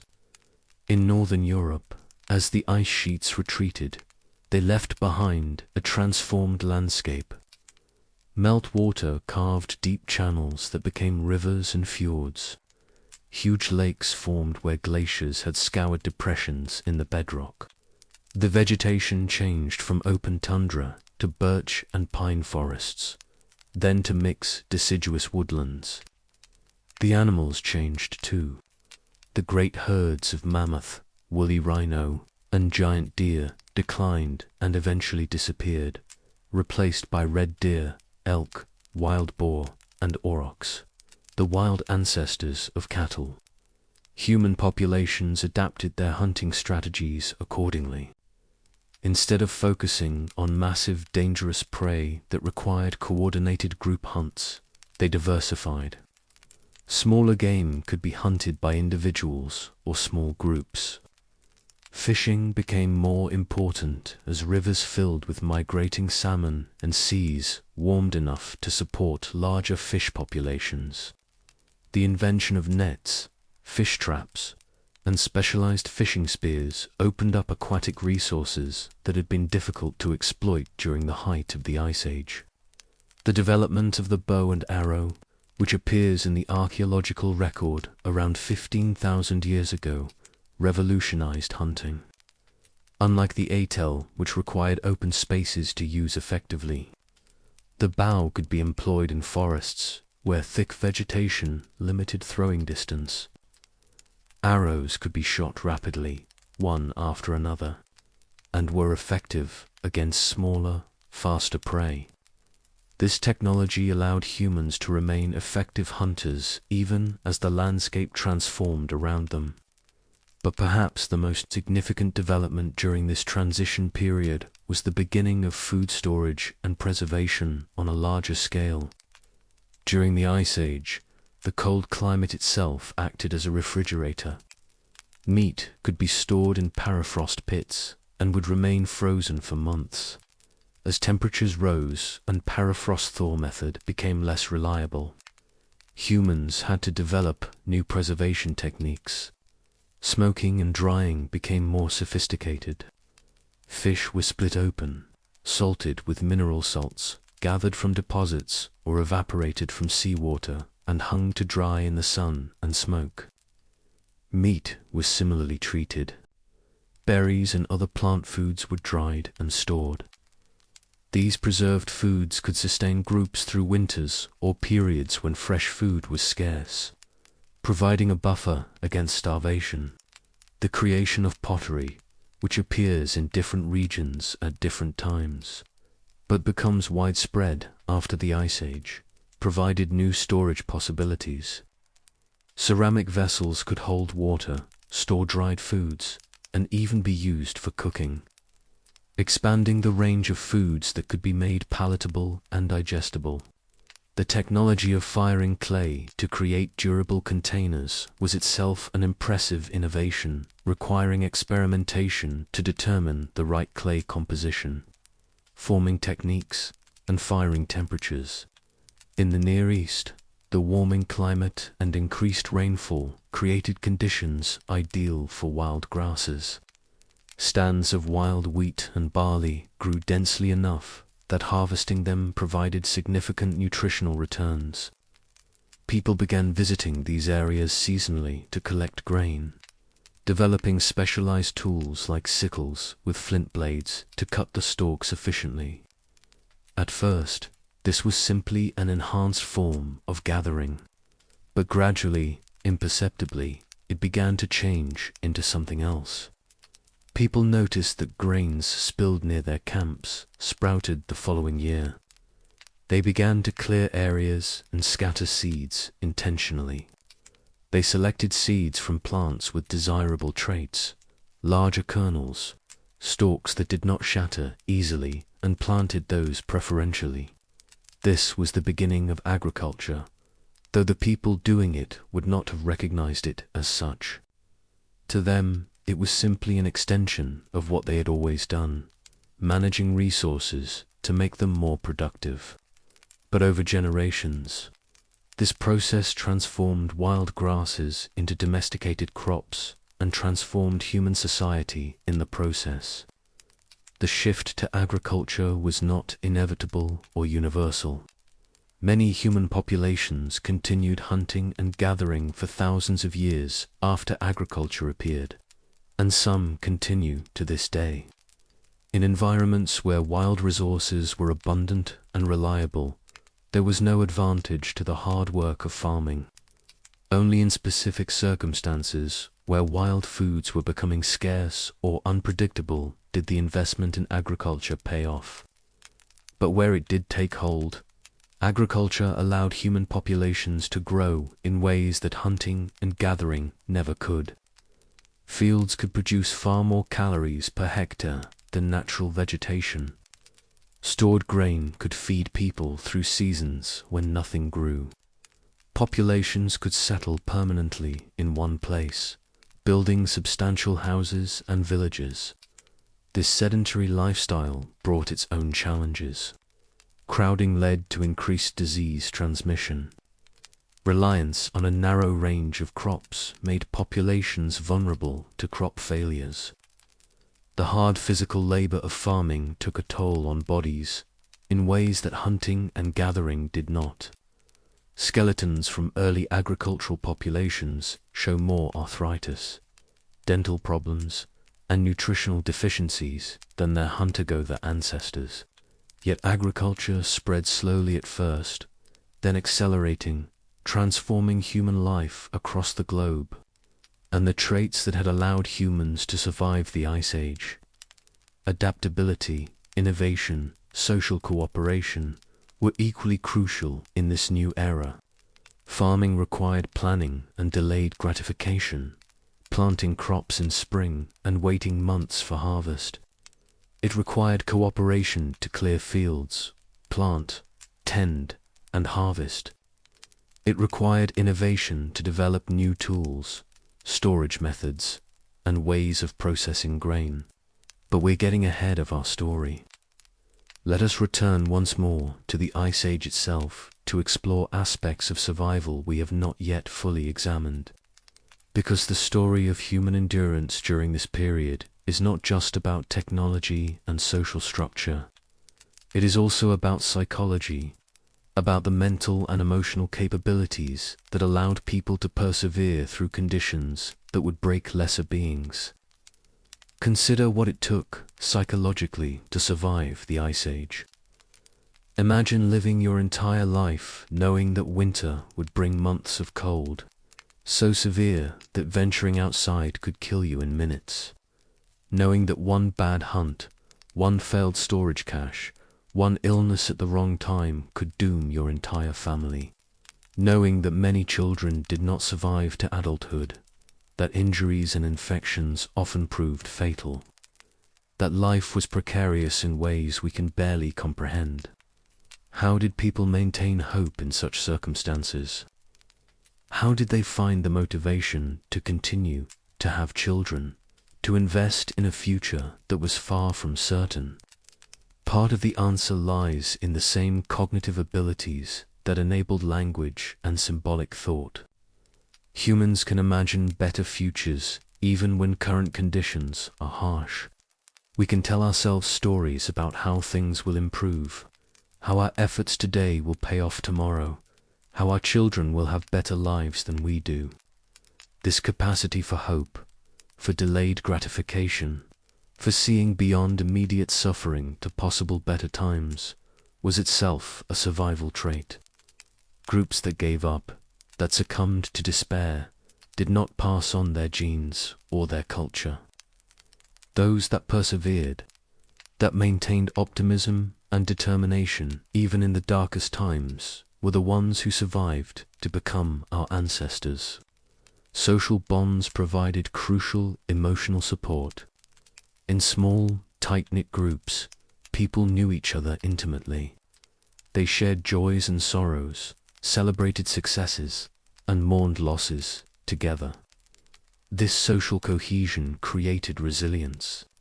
When one person struggled, Others could provide support, encouragement, practical help. The knowledge that you were not alone, that your group would stand by you through hardship, made impossible situations more bearable. Ritual and ceremony likely played important roles in maintaining psychological well-being, marking the passage of seasons, celebrating successful hunts, mourning the dead, coming-of-age ceremonies for young people. All of these created structure and meaning in lives that could otherwise feel chaotic and meaningless. They reinforced group identity and individual purpose. Play and leisure, even in the hardest times, were probably important to humans. Need more than mere survival. We need joy, beauty, connection, meaning. The creation of art, music, and decoration was not frivolous. It was essential to maintaining the human spirit, to reminding people that life was worth living even when it was hard. Children playing games learned skills they would need as adults. Hunting, tracking, tool-making, but they also learned social skills, cooperation, competition, negotiation. Adults telling stories around fires entertained each other, but they also transmitted knowledge, reinforced values, created shared identity. These activities, seemingly separate from survival, were actually integral to it. The relationship between humans and their environment during the Ice Age was not purely exploitative. Archaeological evidence suggests that Ice Age people had deep knowledge of and respect for the natural world. They understood animal behavior intimately, could predict migrations, knew where different species would be at different times of year. They knew plants not just as food sources, but as medicines, poisons, materials for tools and dyes. This knowledge was hard-won, accumulated over generations through careful observation, experimentation, and the willingness to learn from mistakes. A child growing up in an Ice Age band would spend years learning to read tracks, to identify plants, to understand weather patterns, to predict animal behavior. This education was continuous and comprehensive, preparing them for a life where such knowledge meant the difference between life and death. Elders, as we have mentioned, were crucial repositories of this knowledge, but they were more than living libraries. They were interpreters, people who could put current conditions in context based on past experience. When unusual weather occurred, elders might remember similar patterns from decades earlier and what came after. When resources seemed scarce, they might recall places where food could still be found. This deep temporal knowledge spanning human lifespans, rather than just seasons, gave groups crucial advantages in planning and decision. The treatment of the dead also reveals something important about Ice Age human psychology. Burials were not casual affairs. Bodies were often placed in specific positions, accompanied by tools, ornaments, sometimes food. Graves were sometimes marked or covered with stones. This suggests belief in an afterlife, or at least a desire to honor the deceased, to maintain some connection beyond death. Such beliefs, if they existed, would have had practical benefits beyond their spiritual meaning. Believing that death was not the end, that loved ones persisted in some form, might have made grief more bearable. Honoring ancestors might have reinforced social values and group identity. The idea that the dead were watching might have encouraged proper behavior. We also see evidence of trade networks spanning incredible distances during the Upper Paleolithic. Shells from the Mediterranean are found hundreds of km inland. Amber from the Baltic appears in southern European sites. Obsidian from specific volcanic sources was transported across mountain ranges. This long-distance exchange was not just about acquiring rare materials. It was about maintaining connections between distant groups, creating alliances that could be called upon in times of need. Imagine the journey required to transport shells from the Mediterranean to Central Europe. It would take weeks or months crossing mountains and rivers, passing through territories controlled by other groups. The people making such journeys were not just traders. They were ambassadors, storytellers, sources of news and information about distant places. The shells they carried were valuable not just as decorative objects, but as proof of connections to faraway peoples, as symbols of a wider world beyond any single group's territory. These networks created resilience at a larger scale. When conditions deteriorated in one region, groups could move to areas where they had established connections. Information about resources, dangers, and opportunities could flow across vast distances. Innovations could spread rapidly. This interconnectedness, facilitated by language and social bonds, gave modern humans advantages that more isolated populations lacked. The genetic evidence supports this picture of interconnection. Analysis of ancient DNA shows that Ice Age European populations were not static. There was movement, mixing, gene flow between groups across large distances. This genetic mixing prevented the kind of isolation and inbreeding that can doom small populations. It also meant that advantageous mutations, wherever they occurred, could spread through the broader population. As we piece together all these elements, a picture emerges of Ice Age humans as remarkably sophisticated people. They were not primitive brutes struggling at the edge of survival. They were intelligent, creative, socially complex individuals who developed elaborate strategies for thriving in one of the most challenging environments Earth has ever produced. They managed risk through diversification, never depending too heavily on any single resource. They buffered uncertainty through social networks and food storage. They accelerated learning through language and teaching. They maintained psychological well-being through ritual, art, and social bonds. They innovated constantly, improving tools, techniques, and strategies. And crucially, they did all of this collectively. The genius of Ice Age humans was not individual, but social. No single person had to know everything. Different individuals, specialized in different knowledge domains, then shared that knowledge for the common good. The group's collective knowledge far exceeded what any individual could possess, creating a form of distributed cognition that was extraordinarily powerful. This is perhaps the most important lesson from Ice Age survival. Humans succeeded not by being the strongest or fastest or having the sharpest teeth. We succeeded by working together, by pooling knowledge, by supporting each other through hardship. Our superpower is cooperation. Our advantage is culture. Our strength is community. The other human species, for all their capabilities, did not develop these traits to the same degree. Neanderthals had culture and cooperation, but their smaller groups and more limited networks meant they could not benefit from the same scale of collective intelligence. Homo erectus had survived for nearly 2 million years through individual and small group competence. But when faced with rapid environmental change, that was not enough. Modern humans thrived because we made ourselves greater than the sum of our parts. We created systems of mutual support and knowledge, exchange that gave us capabilities far beyond what our biology alone would allow. And we did this so thoroughly that it became second nature, built into our very sense of what it means to be human. As the last glaciers retreated and the Ice Age ended, these capabilities did not disappear.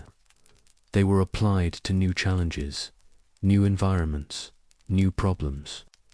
The same traits that allowed survival on the frozen steppe allowed the development of agriculture, the building of cities, the creation of civilizations. The story did not end when the ice melted, it merely entered a new chapter. But the formative experiences of the Ice Age left marks that persist. Our capacity for symbolic thought, our complex language, our ability to cooperate with strangers, our drive to innovate, all of these were shaped by the demands of survival during the Pleistocene.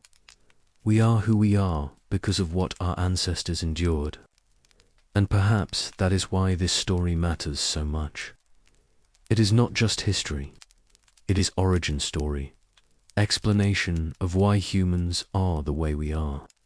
When we wonder why we create art, why we tell stories, why we form communities, why we cannot stop inventing new things, the answer lies in part in those frozen plains, where our ancestors fought for survival and found ways not just to endure but to thrive. They gave us more than genes. They gave us culture, language, creativity, the entire package of traits that makes us human. And they proved that these traits work, that they are powerful enough to carry us through the worst that nature can throw at us. That proof, that demonstration that human cooperation and creativity can overcome seemingly impossible challenges is perhaps the greatest gift they left us. Because knowing that humans have survived ice ages, knowing that we have faced extinction and prevailed, gives us reason to believe we can face whatever comes next. The challenges of our time are different, but no less daunting. Climate change, though warming rather than cooling, threatens to disrupt ecosystems and societies on a global scale. Resource depletion, population pressure, environmental degradation, all present existential risks.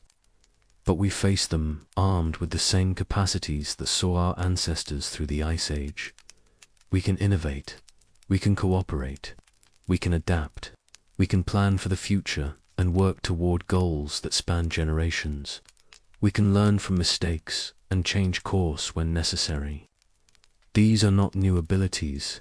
They are ancient ones, tested and proven over hundreds of thousands of years. The Ice Age survivors did not have the luxury of giving up, neither do we.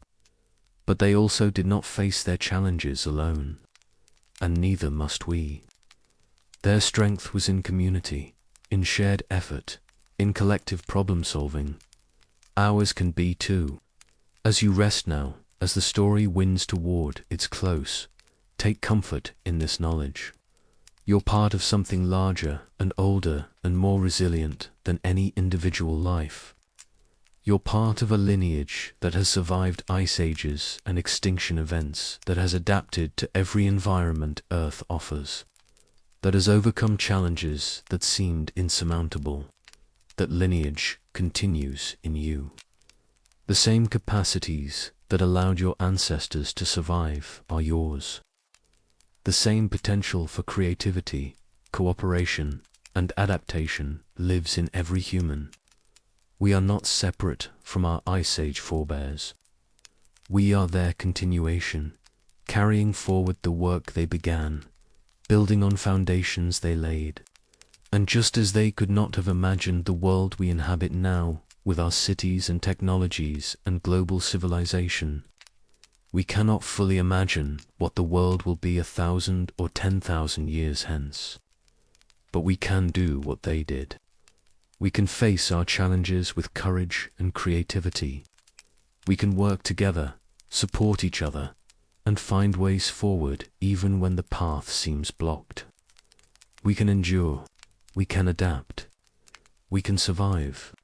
Not because it is easy, not because success is guaranteed, but because that is what humans do. That is what we have always done. That is written in our deepest nature, coded in our genes, embedded in our culture, proven by our history. The Ice Age tested our species and found us worthy.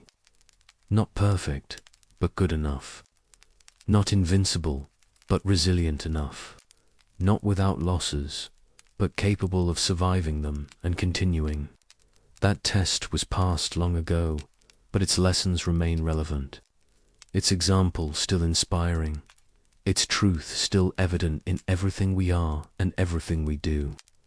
Rest now in that knowledge. You are the descendant of survivors, the heir to resilience, the carrier of capabilities proven over hundreds of thousands of years. Whatever tomorrow brings, you have within you what is needed to face it. Not alone, never alone, but supported by community armed with knowledge, capable of adaptation. The Ice Age is ancient history, but its survivors live on in you, in all of us forever.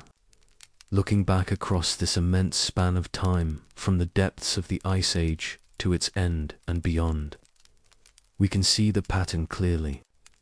Modern human survival was not predetermined. It was not inevitable.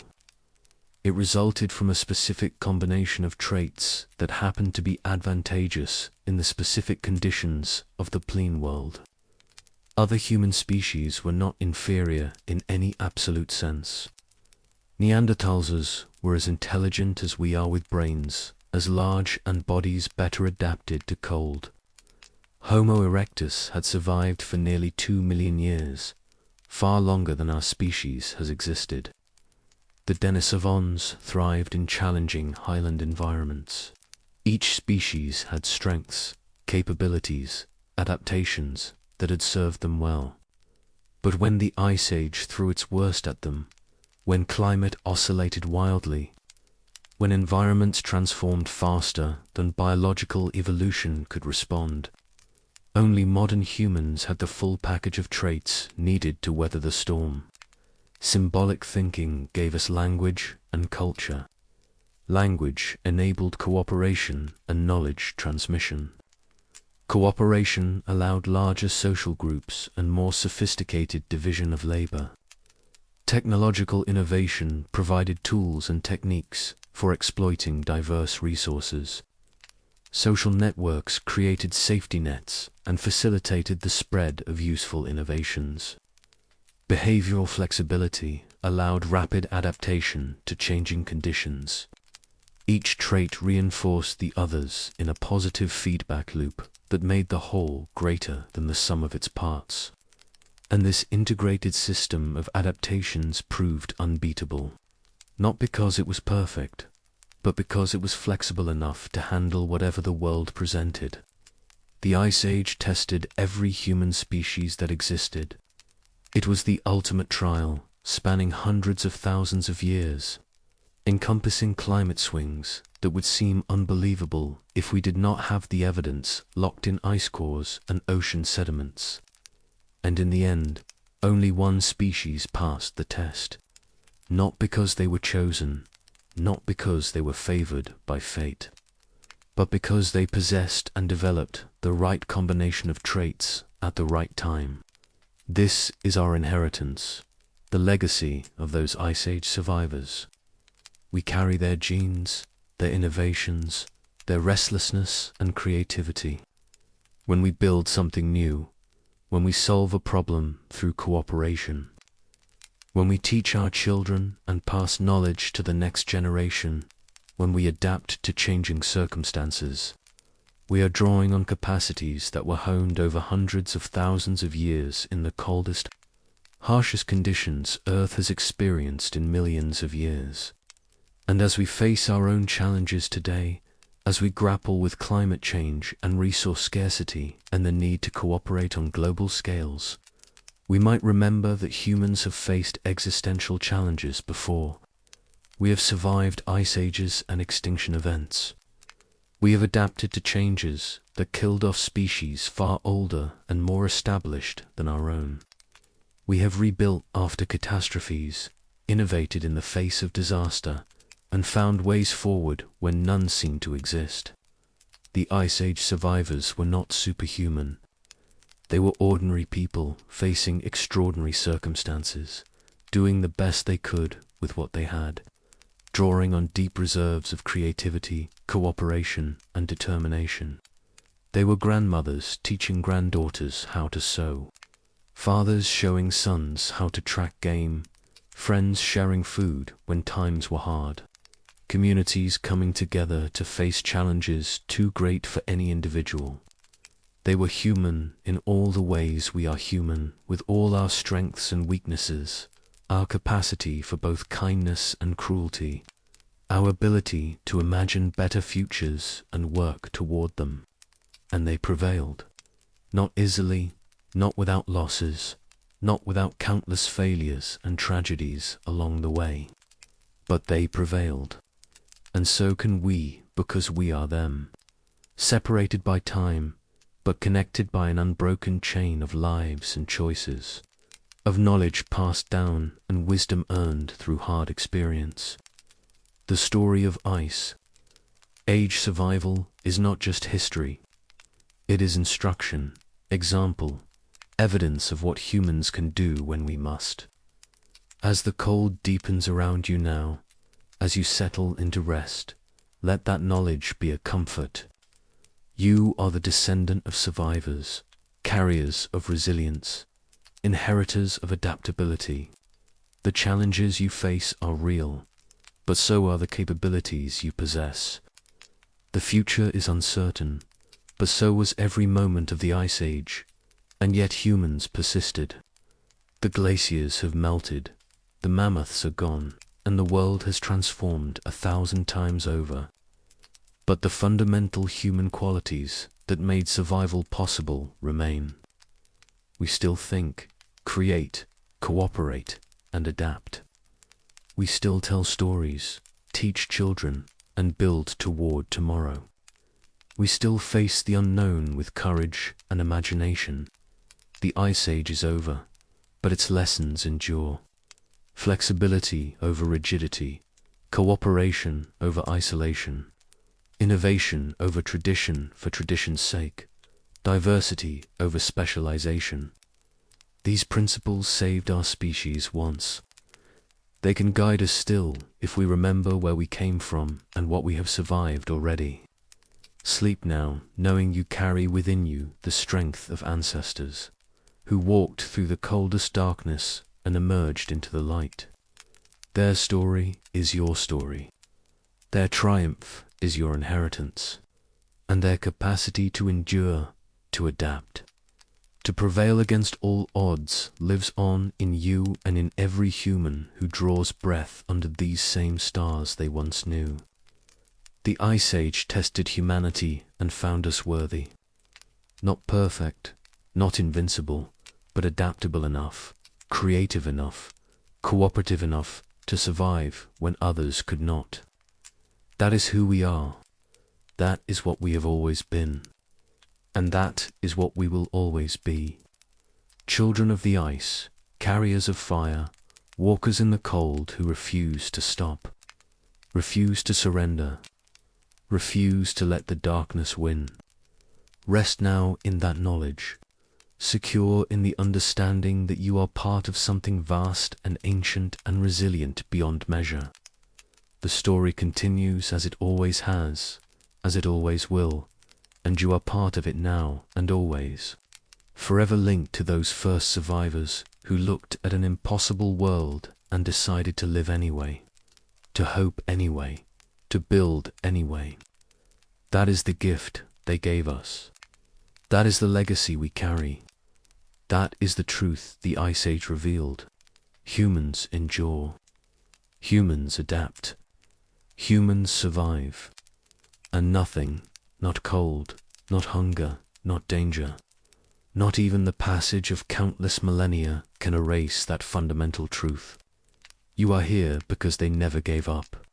And that spirit, that determination, that uniquely human refusal to accept defeat lives on in you now and always through all the ages past and all the ages yet to come. The Ice Age may be memory, but its lessons are eternal, and its survivor's victory echoes still in every heartbeat, every breath, every dream of tomorrow. We are the children of ice and fire, of struggle and triumph, of those who looked at extinction and chose survival instead. And so we remain. And so we will always remain, carrying forward the flame they lit so long ago in the frozen darkness. keeping it burning through whatever storms may come, passing it onward to generations yet unborn. An unbroken chain of life and hope and human persistence that stretches from that ancient cold to this moment. Now and beyond into futures we can barely imagine. That is who we are. That is where we came from. That is why we survived when others did not. And that is the gift we carry forward now and always. The knowledge that humans, for all our flaws, possess something extraordinary. The ability to face impossible odds and find a way through. Not always, not easily, but often enough, and well enough that here we are. Still standing, still dreaming, still reaching for tomorrow. The Ice Age is over, but its story is not. It lives in us, guiding us, reminding us, whispering ancient truths about who we are and what we can become. Listen to that whisper now as you drift. Feel it in your bones. This connection to something vast and timeless. You are part of it. You always have been. You always will be. Sleep well, survivor. You have earned your rest. And tomorrow when you wake, you will carry this knowledge with you. A quiet certainty that whatever comes, humans have faced worse and prevailed. That is our history. That is our inheritance. That is who we are. And that will never change. No matter how much time passes or how greatly the world transforms, we are survivors. We are adapters. We are the ones who made it through when the world turned cold and our cousins fell away. And we will keep going, keep adapting, keep surviving, because that is what we do. That is what we have always done, and that is what we will always do. Rest now knowing this. You are safe. You are strong. You're the child of Ice Age survivors, and their strength flows through you still.